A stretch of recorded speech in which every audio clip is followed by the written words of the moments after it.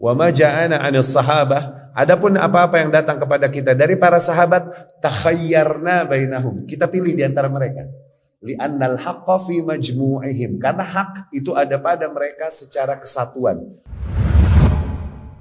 Sahabat radhiyallahu anhum adalah kaum yang syahadu at-tanzil. Selain tadi perintah Allah banyak, perintah Rasul juga banyak untuk kita mengikut kepada mereka radhiyallahu anhum.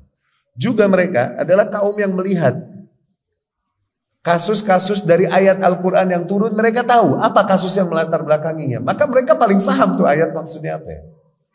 Mereka juga tahu asbabul wurud. Kalau ayat ada asbabun nuzul, hadis asbabul wurud namanya. Sebab-sebab yang melatar belakangi diucapkannya sebuah hadis tuh gitu. Oke? Rasul mengucapkan hadis-hadis, mereka tahu kejadiannya kayak gimana, ini terjadi di antara mereka. Maka mereka paling paham, wajar.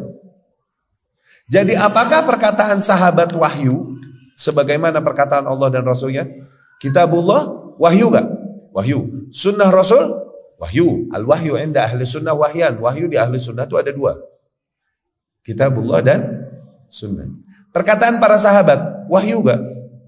Per individu bukan. Tapi yang datang dari sahabat secara keseluruhan dan disepakati mereka, itu wahyu. Adapun per individu bisa jadi satu orang nggak diketahui yang lain, nggak mengetahui hal yang diketahui oleh yang lain. Tapi hak tidak keluar dari kumpulan mereka, mesti kalau nggak di sini, nggak keluar dari mereka. Nah, kaidah lagi salafi, konkretnya salafi, oke? Kalau di dalam satu permasalahan ternyata pendapat di antara salafus saleh, di antara sahabat tabiin, tabiut tabiin atau para imam nih, di dalam satu permasalahan cuman ada satu pendapat di antara mereka, berarti itu ijma, nggak boleh khilaf. Usul tuh bisa jadi itu poin. Tapi kalau di antara sahabat atau tabiin ternyata ada dua pendapat salafi, artinya apa? Nggak boleh bikin pendapat ketiga. Kalau di antara mereka ada tiga pendapat, berarti nggak boleh bikin pendapat keempat. Faham? Karena hak nggak keluar dari mereka. Dari yang beberapa pendapat di antara mereka ini kita cari yang rojih, tarjih namanya. Atau kita arahkan masing-masing pendapat ke arahnya masing-masing supaya nggak berbenturan. Taufik namanya, mempertemukan pendapat-pendapat. Itu salafi konkretnya. Seorang salafi adalah apabila di dalam sebuah permasalahan di antara salafus saleh ada satu pendapat, oh berarti ijma, nggak boleh khilaf, nggak boleh kita mengatakan pendapat berbeda. Kalau di dalam sebuah permasalahan di antara salaf ada dua pendapat, jangan coba-coba bikin yang ketiga. Di antara mereka ada tiga pendapat, jangan sok-sokan lo bikin yang keempat. Udah cukup mereka yang berijtihad, kita lihat dari antara pendapat mereka. Jadi apakah perkataan para sahabat wahyu? Bukan. Kecuali apa-apa yang rafa, yang marfu, ya, yang terkena hukum marfu. Marfu ini apa? Nih. Hadis, sebuah ungkapan yang diriwayatkan, oke? Kalau riwayatnya nih mentok sampai tabiin, berarti tabiin yang ngomong, oke? Ini dibilang maqtu', berarti hadis maqtu'. Hadis maqtu' artinya tabiin yang ngomong, begitu, oke? Kalau riwayatnya sampai sahabat doang, berarti sahabat yang ngomong, oke? Dibilang hadis mauquf.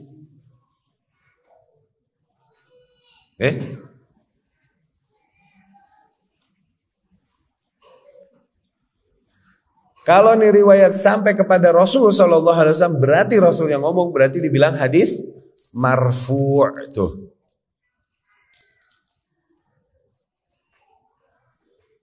Jadi kalau tabi'in yang ngomong hadis apa namanya? Jadi jangan ngomong hadis, jangan ngomong gitu doang. Kalau dimutlakan gitu kita bilang hadis, oh berarti otomatis langsung sabda Rasul.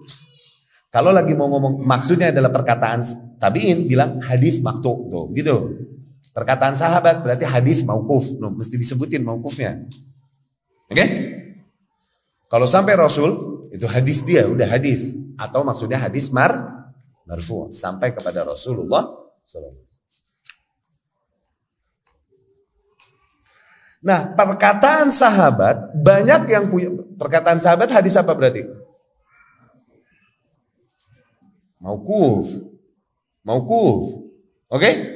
Tapi banyak yang hukumnya hukum rafa, hukum marfu. Kenapa? Yang disampaikan sahabat ini sesuatu yang nggak mungkin orang tahu kecuali dari wahyu. Berarti dia mendengarnya dari Rasulullah Sallallahu Alaihi Wasallam. Maka kalaupun itu perkataan sahabat, kita hitung itu wahyu. Kenapa? Dari Rasul ini, nggak mungkin sahabat tahu begituan. Bukan sesuatu yang boleh ijtihad di situ. Contoh, Ibnu Mas'ud radhiyallahu anhu bilang, Inna Allah Ta'ala nazara ila qulubil ibad. Sesungguhnya Allah melihat hati para hamba. Fawajada qalba Muhammadin khaira qulubil ibad wa abarraha. Allah kemudian menemukan hati Muhammad sebaik-baiknya hati manusia dan yang paling tulus. Allah pilih untuk menjadi nabinya. Diberikan misi atasnya Rasul. Tsumma nazara ila qulubil ibad. Kemudian Allah melihat hati para hamba. Hamba lagi. Oke? Fawajada quluba ashabi Muhammadin. Dan Allah temukan hati-hati para sahabat Muhammad.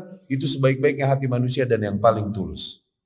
Allah pilih hati-hati itu untuk menemani perjuangan Rasul Sallallahu Alaihi Wasallam.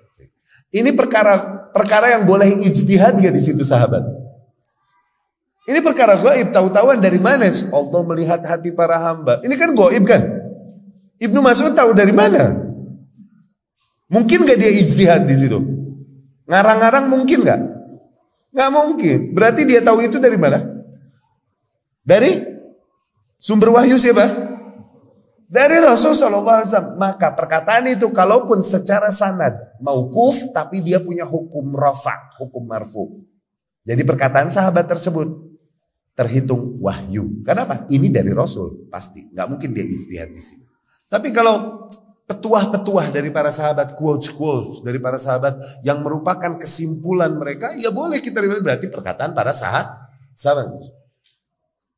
Abu Darda radhiyallahu anhu bilang, kita diberikan 2 telinga dan 1 mulut.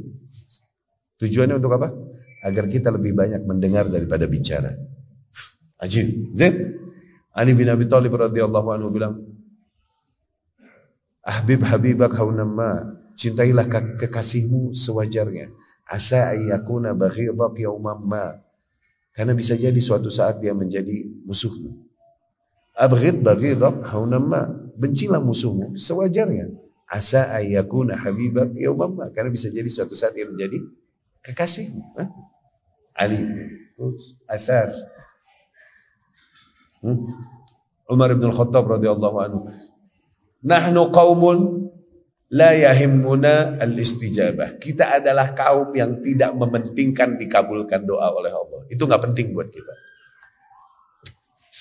Yang penting buat kita adalah doanya. Udah. Karena itu ibadah dan bentuk tauhid. Kita yakin maksudnya. Kita yakin ada zat yang maha mendengar dan maha mengatur apapun yang terjadi di alam semesta. Dari situ kita berdoa kepada-Nya.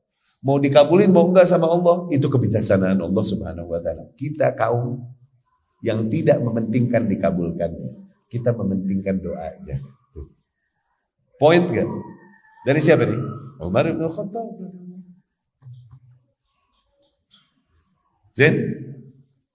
Jadi perkataan sahabat termasuk wahyu gak? Kalau hukumnya kena hukum marfu, di antara perkara-perkara yang gak mungkin datang dari ijtihad mereka, perkara-perkara gaib dan lain-lain, maka artinya itu termasuk wahyu karena datangnya dari Rasul Sallallahu Alaihi Wasallam. Adapun perkara ijtihadiyah dari mereka, maka kebenaran ada di antara mereka, nggak bakalan keluar dari antara mereka. Dari situ Al-Imam Abu Hanifah berkata, "Ma ja'ana 'anillahi war rasul fa'alal 'aini war ras."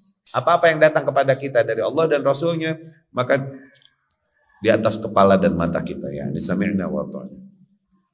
Wa ma ja'ana 'anis sahabah, adapun apa-apa yang datang kepada kita dari para sahabat, takhayyarna bainahum, kita pilih di antara mereka. Li'annal haqqa fi majmu'ihim, karena hak itu ada pada mereka secara kesatuan. La fi afradihim, bukan pada per individunya, bukan.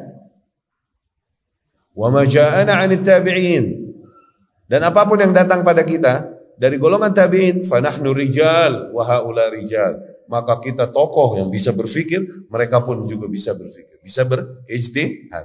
Oke? Imam Hanafi ngomong demikian karena beliau rahimahullah adalah seorang tabi'in juga, maka dia bilang kalau datang dari tabi'in mah ya dia juga bisa ijtihad, gue juga bisa.